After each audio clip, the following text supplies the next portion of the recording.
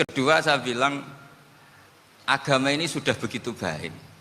Masa kunci surga sudah dibocorkan miftahul jannah la ilaha illallah. Masa sudah pegang kuncinya nggak jadi masuk surga, itu kan aneh. Ya sudah masuk saja, tapi tidak usah minta bantuan saya, masuk aja, kan sudah pegang kuncinya.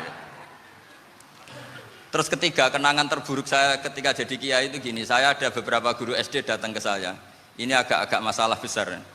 Gus, boleh enggak buka ujian nasional yang masih disegel? Semua guru bilang enggak boleh, itu kriminal kan. Ada satu guru yang bikin analogi agak kacau. Boleh saja. Wong ujian di kuburan saja dibocorkan para kiai enggak apa-apa. Itu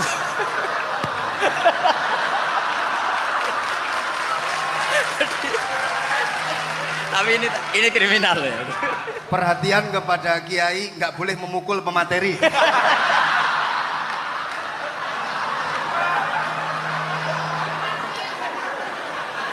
Jadi tentu itu analogi yang salah kan.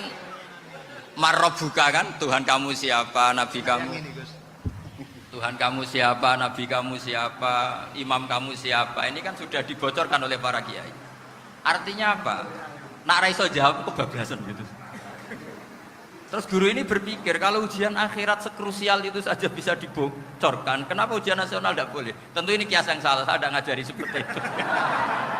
Tapi saya ngajari ke kalian betapa mudahnya masuk surga. Kunci jawaban sudah dikasih, kunci pintu masuk sudah dikasih. Kok sampai tidak masuk, ini kebablasan. Paling salah gurunya. Jadi ini kenapa saya sering cerita orang mukmin semuanya itu min ahlil jannah, itu saya jamin. Sama tidak usah takut su'ul khotimah, tidak usah takut berlebihan seperti itu. Karena setahu saya, setidaknya saya mewakili ulama zaman ini, rata-rata guru kita ini bermadzhab Syadzili dalam berkeyakinan berpikir tentang Allah. Di antara ini yang mulai saya ngomong serius, supaya tadi kan guyonannya sudah diambil Gus Reza sama Gus Kausar. Saya tahu kenapa mereka guyon, kalau ngomong serius takut kalah sama saya.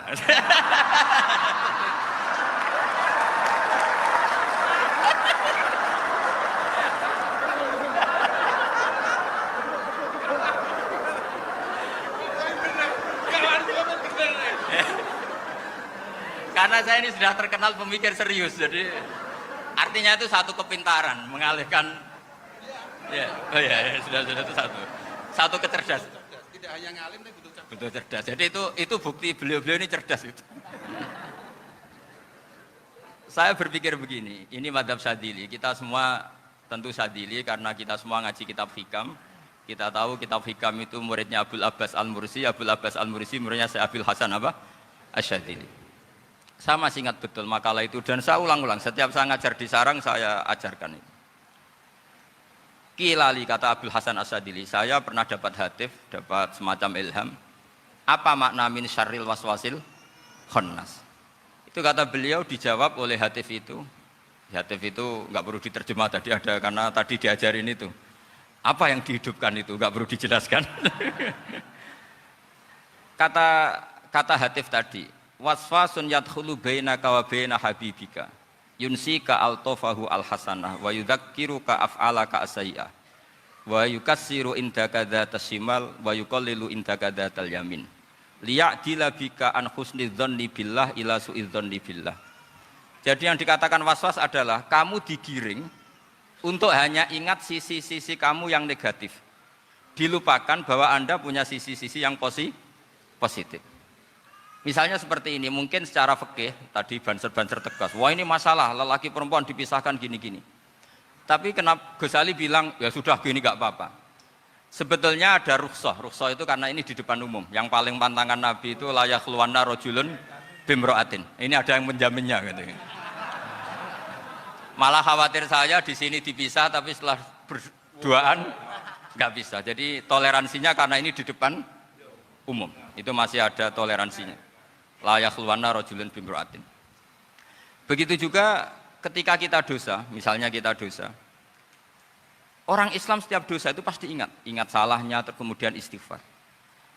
Dan ketika satu kebaikan dibandingkan keburukan, itu kata semua ulama, karena sayyi'ah itu bernilai 1, kebaikan bernilai apa? 10. Itu masih surplus berapa? 9. Jadi itu cara berpikir Abu Hasan Asyadzili. Kenapa kamu harus berpikir positif tentang Tuhan? Sekali berpikir tentang negatif, itu bahaya betul. Misalnya begini, kamu berpikir, tak rewangi, jadi kiai, sujud, rukuk, ternyata aku tetap mlebu neraka, gunanya apa? Itu menurut saya kan nggak punya akal. Sujud itu satu kelaziman menghamba kepada Allah. Normalnya seorang hamba itu ya sujud. Kemudian gara-gara kamu ingin masuk surga, terus logika kamu dibalik, gunanya apa saya sujud? Ternyata saya masuk neraka. Itu pertanyaan yang benar-benar bodoh dan itu menjadikan Allah benci. Logikanya dibalik begini. Ini saya ngomong serius karena ini bentuk kemenangan saya ini bentuk kemenangan saya. Saya berkali-kali ngomong di kota pelajar di Jogja karena banyak pengujinya juga. Bukan sekedar pendamping tapi penguji. Banyak yang profesor, bukan sekedar dokter, banyak yang profesor. Jadi biar ini dok.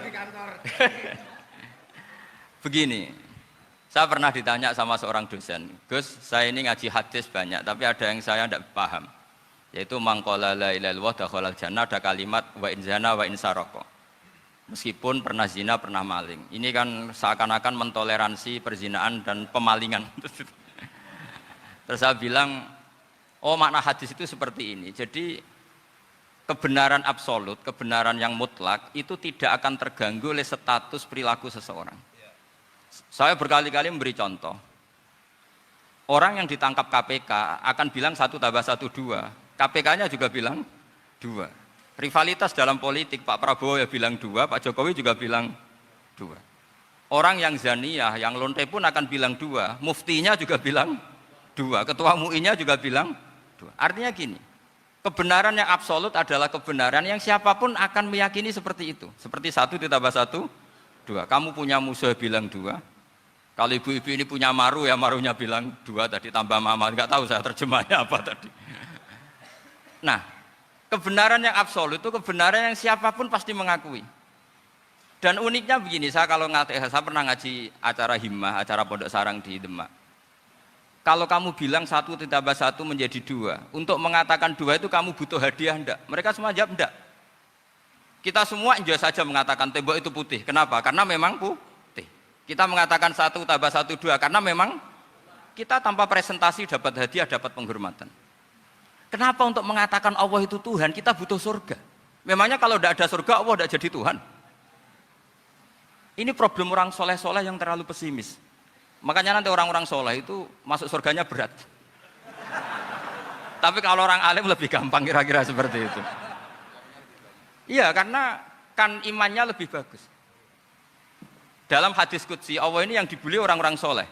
Laulam akhluk jannatan wala naron alam akun ahlan an uto'ah, dalam hadis qudsi itu. Kalau saja saya tidak menciptakan surga dan neraka, apa saya tidak jadi Tuhan yang perlu ditaati?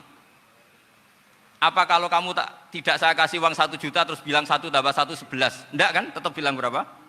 2. Kalau kebenaran absolut yang 1 tambah 1 kamu bilang 2 meskipun tanpa mendapat hadiah. Kenapa untuk bilang Allah Tuhan kamu butuh hadiah surga? Itu kan serah ikhlas belas. Makanya saya terus mengajarkan ikhlas. Ikhlas itu bisa dilatih dengan akal, dengan pikiran, bil ilmi lah. Harus dilatih. Nah di sini ini momen atau makna yang mestinya harus difahami wa inzana, bahwa kalimat ini sah meskipun dilafadzkan seorang yang pernah zina. Sama seperti 1 tambah 1 2 sah, diucapkan siapa saja sah. Dan siapapun akan mengucapkan itu secara ikhlas. Nah, karena akhir-akhir ini banyak orang yang terlalu nazir, terlalu kata Nabi kan basyiru walatu nafiru yasiru walatu asiru. Sehingga saya bikin gerakan. Pokoknya semua orang mukmin pasti masuk surga. Nanti soal ada kesalahan-kesalahan kecil yang menjadikan orang su'ul khotimah itu sifatnya kehati-hatian. Jangan menjadi hukum. Hati-hati itu tidak menjadi hukum. Kalau kamu nyupir hati-hati itu bukan berarti pasti kecelakaan, enggak. Hati-hati itu ya hati-hati saja, tidak menjadi hukum. Ini penting saya utarakan karena kubu sebelah kampanyenya sudah tadi, setiap mati mesti tenang bersama Bapak di surga. Sementara kita mau kampanye, kamu sholat tidak mesti diterima, haji tidak mesti diterima, jadi kiai tidak mesti masuk surga. Coba kalau kita kampanye gitu terus, yang mau jadi muslim itu siapa? Jadi ini sudah tak perhitungkan matang-matang, saya milih macam seperti itu. Ya ini saya pikir sudah, ini pembandingnya supaya punya waktu.